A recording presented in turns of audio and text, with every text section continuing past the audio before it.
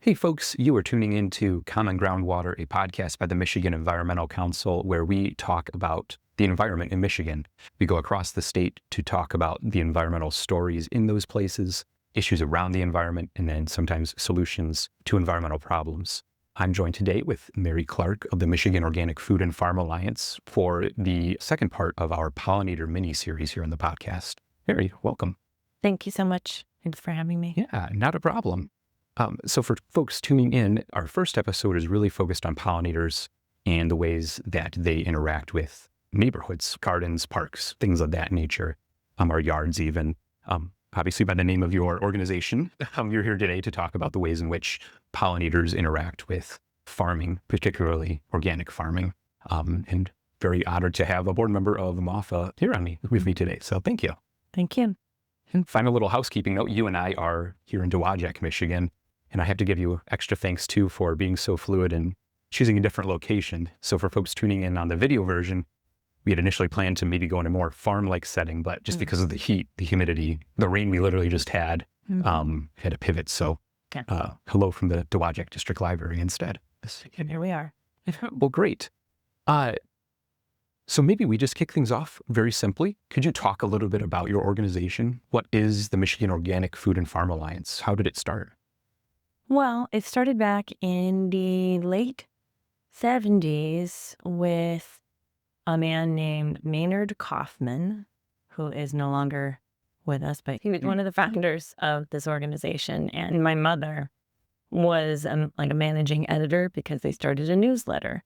And this was a brand new thing in Michigan because no one understood what organic was. There was no certification at that time. And so they realized they need to have an organization. And Maine started out with their Maine Organic Garden and Farm Alliance, and it's MAGFA. And then California came along, and then Vermont, and then Michigan. So, and it's really focused on both the alliance between farmers and the people who want organic food, organic farmers. We're really more focused right now on organic farmers themselves because they need a lot of support, and we're trying to get more people into the fold, more farmers, future farmers, people to transition into organic.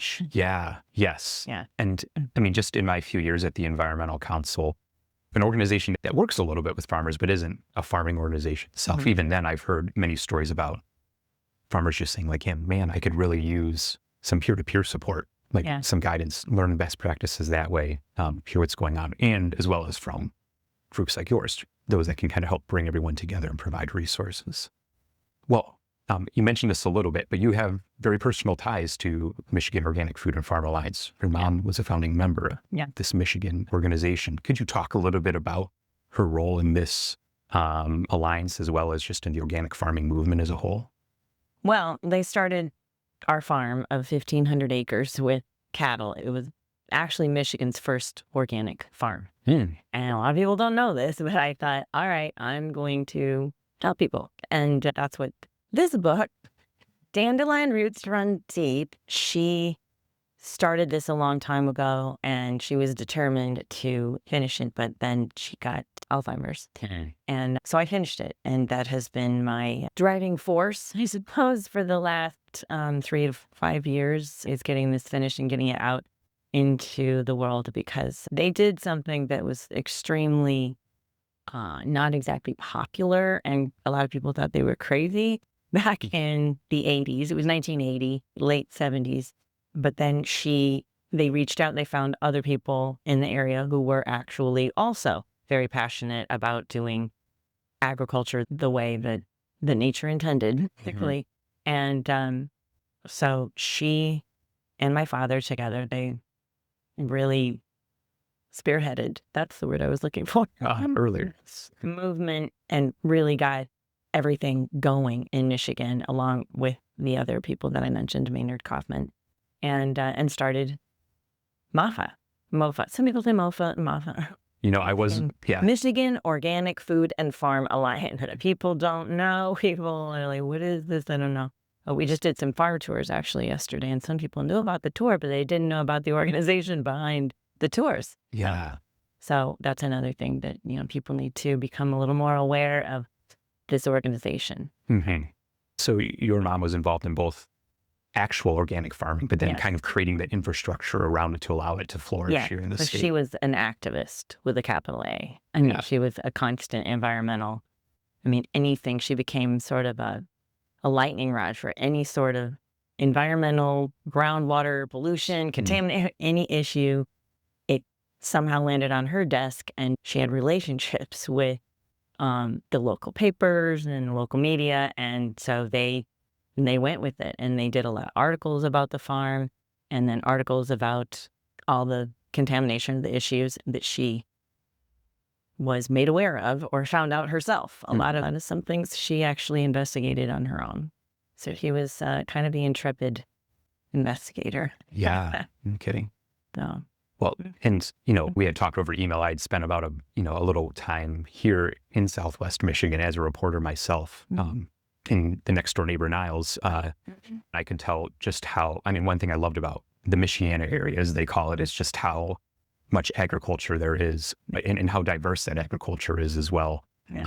And as I was doing research for our meeting today, I was surprised to see how many organic farms were just in the area alone. Like I think I saw 2 or 3 just in the Cassopolis area, and that's just one small portion. So, anyways, all just to say that even just this little section of Michigan is proof that organic farming really has taken off in ways. It's more than it was. Than it used to be. Yes. Yeah. Especially since the certification, we haven't really talked about when they finally did start, at the federal level, because my mom was on the National Organic Standards Board when it first got started, and that was also a key place for her to be, because that standardized the standards across the country, where it's not like, oh, it's organic in Texas, but it's not organic in Maine. The same standards don't apply.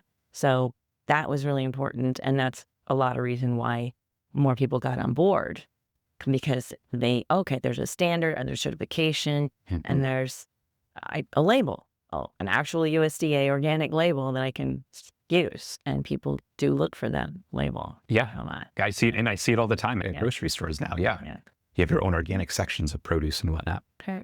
Well, maybe we could talk about that a bit more. We've talked about organic farming very generally, but what is it? What kind of separates organic farming from a more traditional farm or a more industrial farm? Well, it honors the natural system instead of fighting against what nature is doing. You study, okay, this is what's happening. I'm not going to fight it. I'm going to work with it.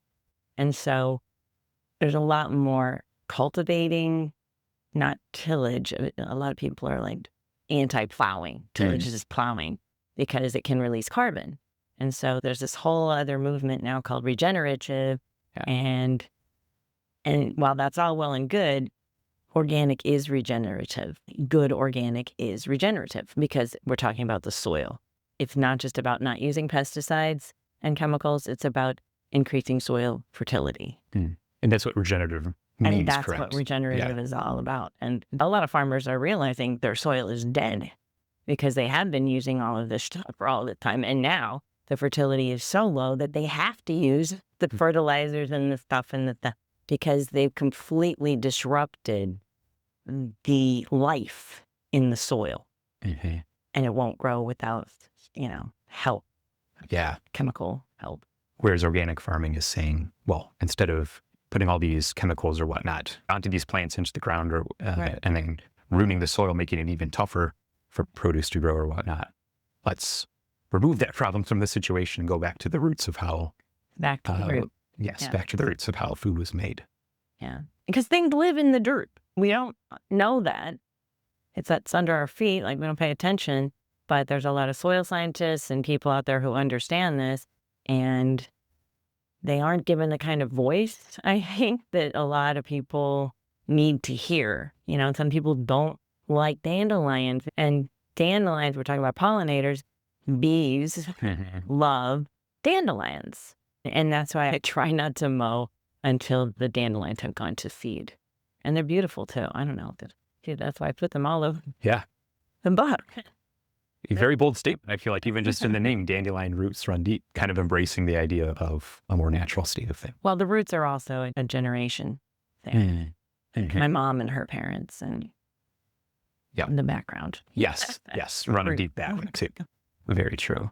So it seems like organic farming then really places a focus on keeping the soil healthy. And it does that by staying away from certain sorts of practices, like applying a ton of pesticides or insecticides, fertilizers, things like that. Because the glyphosate, they are not good for bees.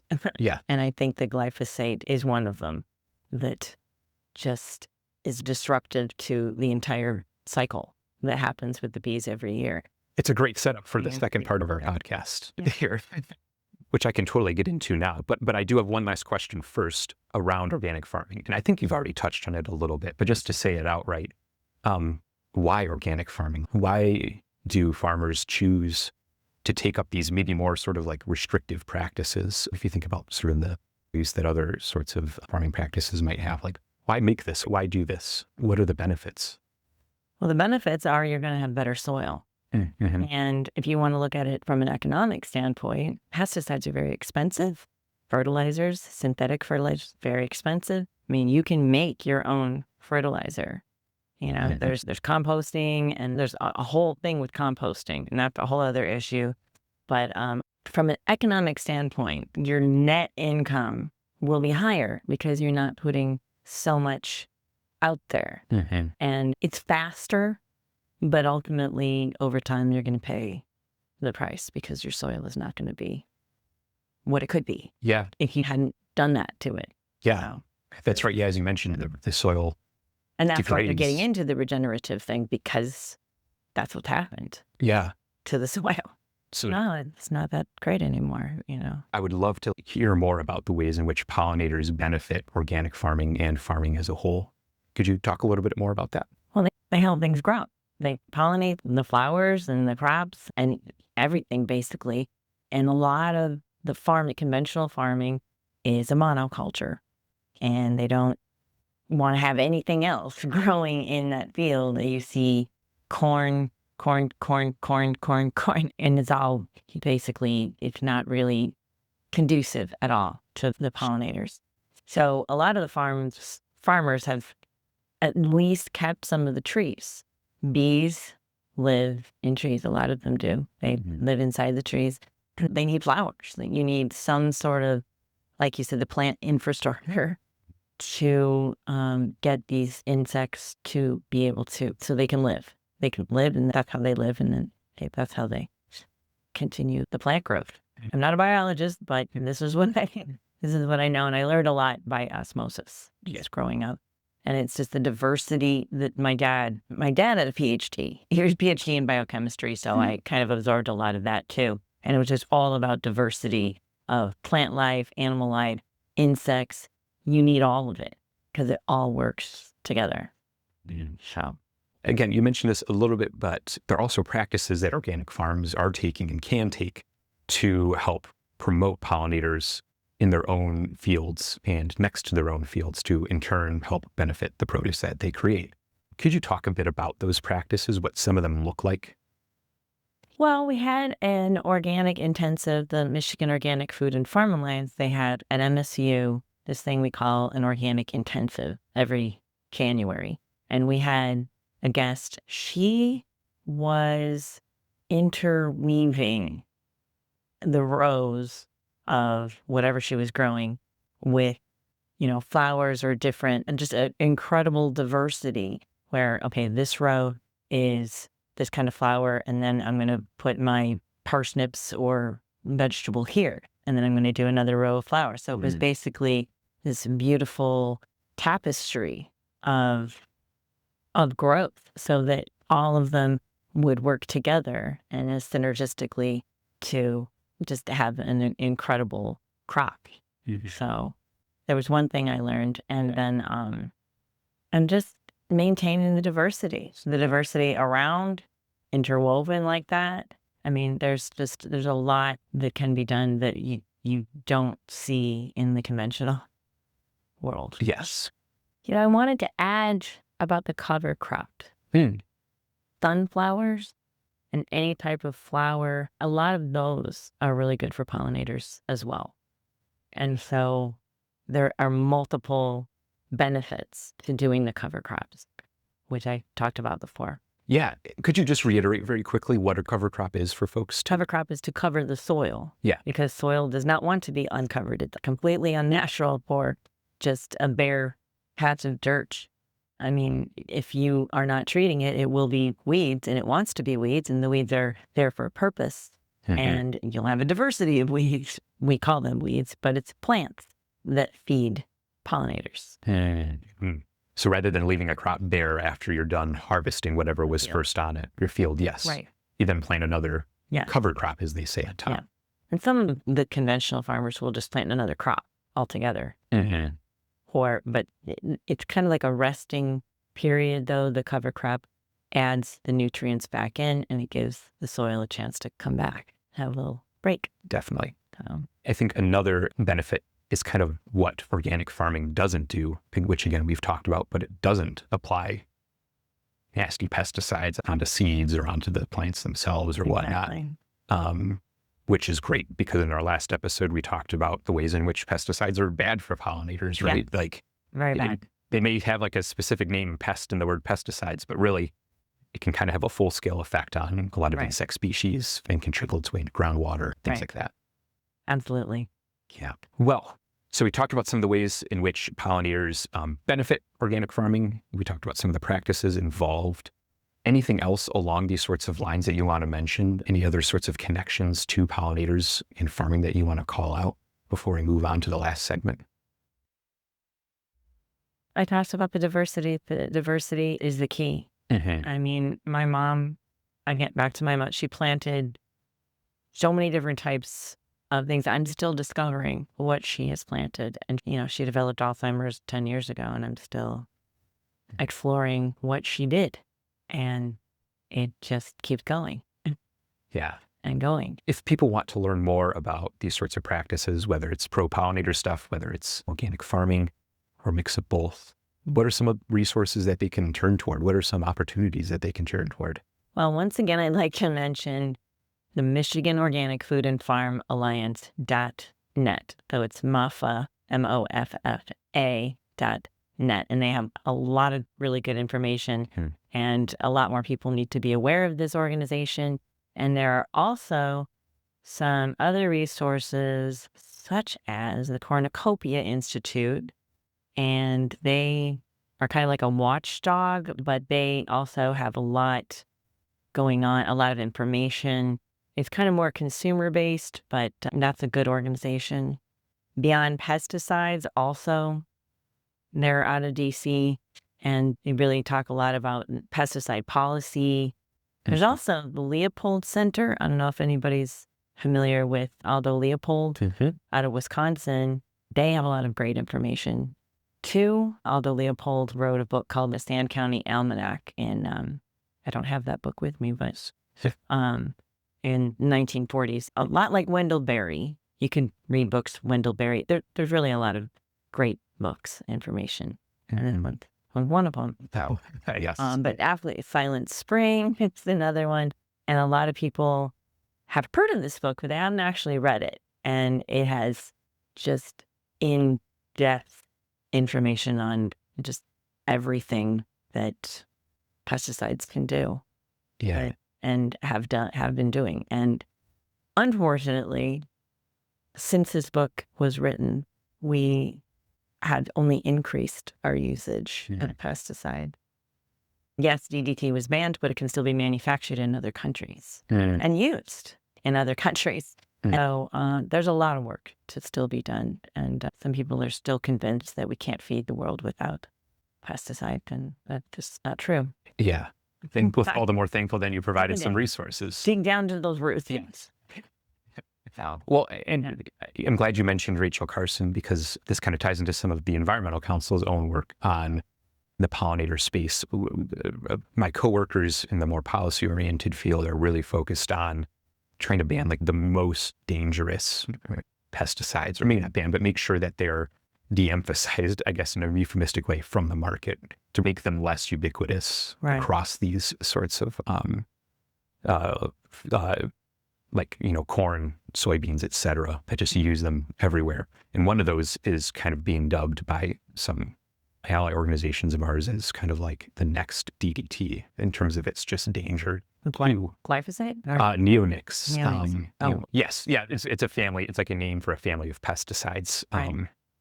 Just given how much, again, like the market really has made it seem as if this is like the only good choice farmers can make, when really, as we've talked about all day today, or all the episode today, that there are many great choices that you can make that don't have to be such so destructive to so many different species of insects and travel so far into the soil, etc.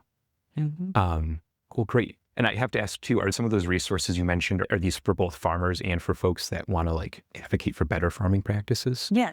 Great. I think there's something out there for everyone. If you're a consumer or farmer. Yeah.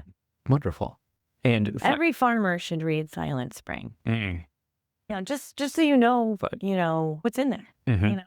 I mean, she was a biologist. She knew what she was talking about, even though a lot of people tried to discredit her and everything that she was saying. But yeah.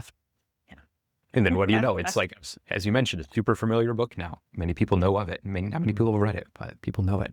Yeah, it's pretty dense. Yeah. Fair enough. Yeah. Well, to folks listening in the audience, know that we'll have links to some of the resources and books that we've mentioned today in the podcast description. So all you need to do is just scroll down a little ways and you'll find MOFA's website, as well as some of these other resources too. Well, in that case, Mary, thanks so much for joining us today. Really appreciate you, and for the Michigan Organic Food and Farm Alliance for joining us. And thanks for having this interview. Thank you so much. Yeah, not a problem. Common Groundwater is produced in partnership with NRDC, an international nonprofit environmental organization with more than 3 million members and online activists. Established in 1970, NRDC uses science, policy, law, and people power to confront the climate crisis, protect public health, and safeguard nature. You can learn more about its work, like its efforts around Michigan pollinators and pesticides, at nrdc.org.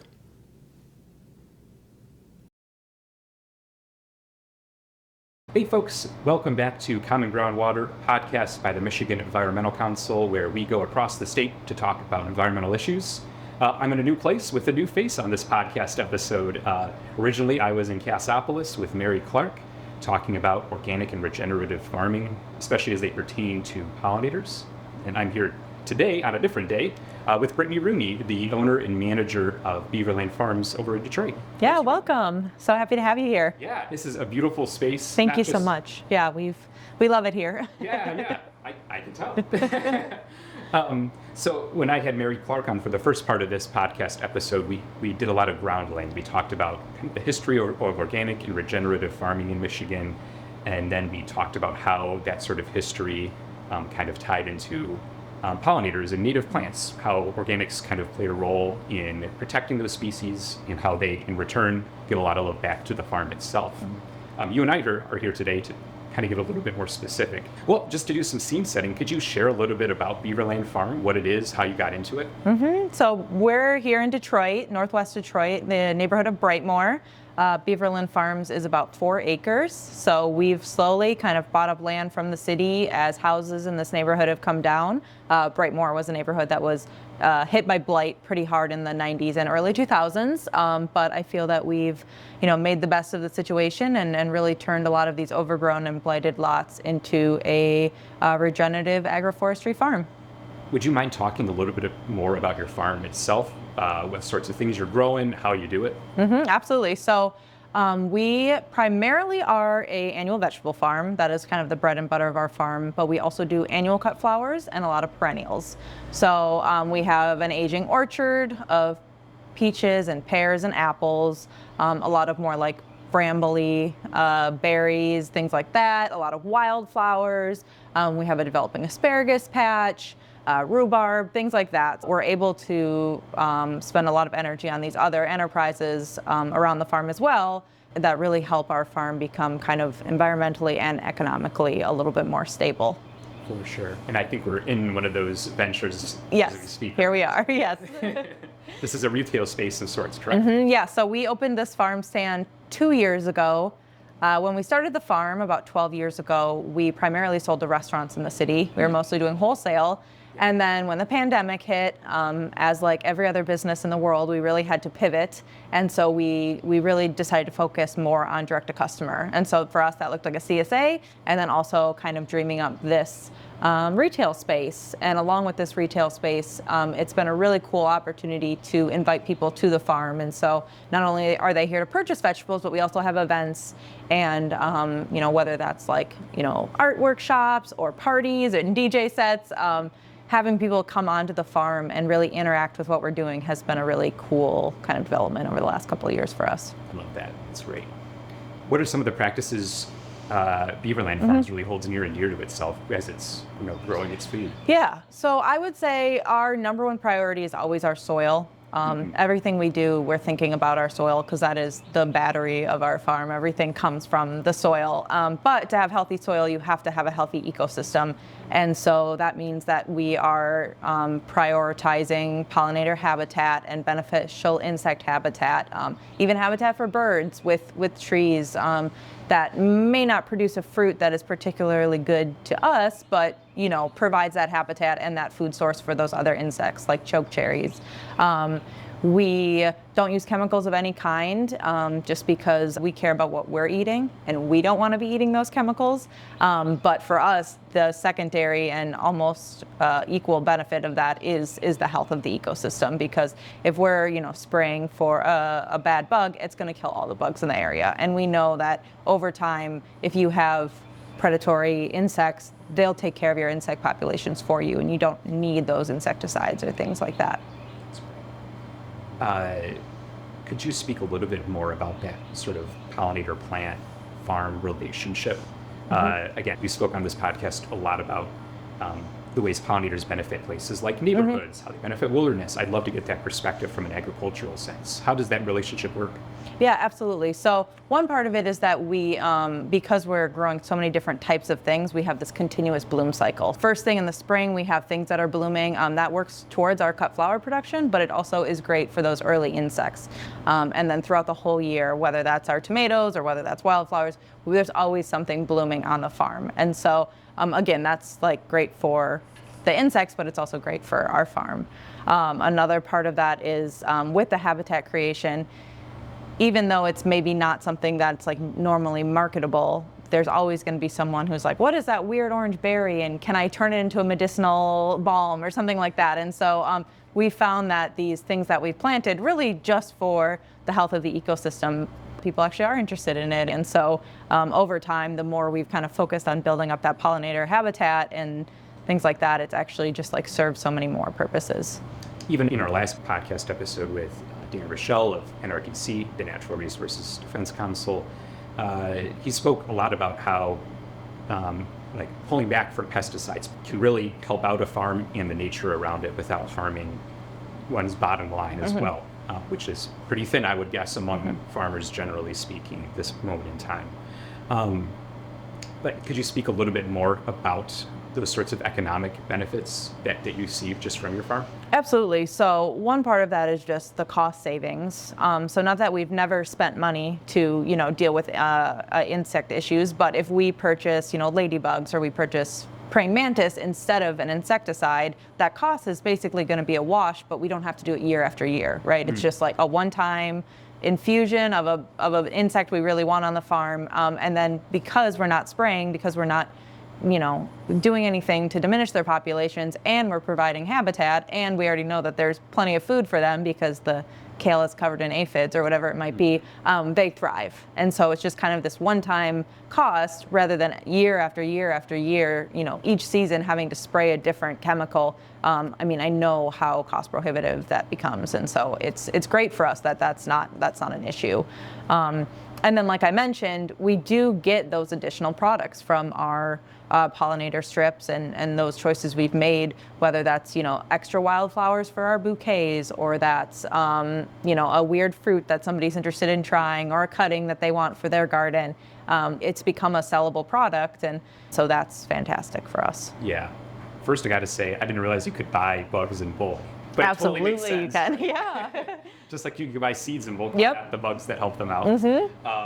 And then second, again, just really, I just want to like emphasize how much I personally love, and I think folks listening to would love the idea of like utilizing those strips that are meant to like boost up those pollinator and populations around the farm. Yeah, absolutely. And even more than just providing pollinator habitat, they're providing unlimited compost and the leaves that they give out, right? Like there's just so many benefits to having these strips around the farm full of insect habitat, and like it's a gift that keeps on giving. Yeah.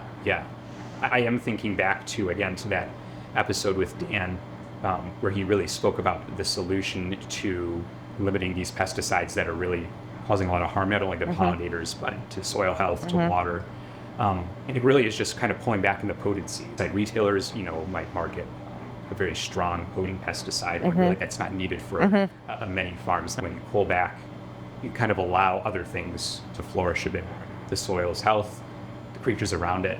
And at the end of the day, you just have a better product to feed people with, which is ultimately our goal, is to feed people. That's why we're a farm. And so at the end of the day, having the most nutrient-dense, chemical-free product is our goal. And so it just works great with the other goals that also align with, environmental impact. Definitely so.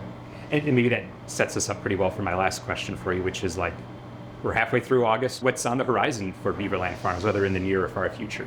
Yeah, so over the past decade, we've really been expanding various enterprises, going from just veggies to also doing perennials to also doing cut flowers, expanding our actual footprint, all of that. But I'm really excited to kind of hone in on what we are doing now and just perfect it.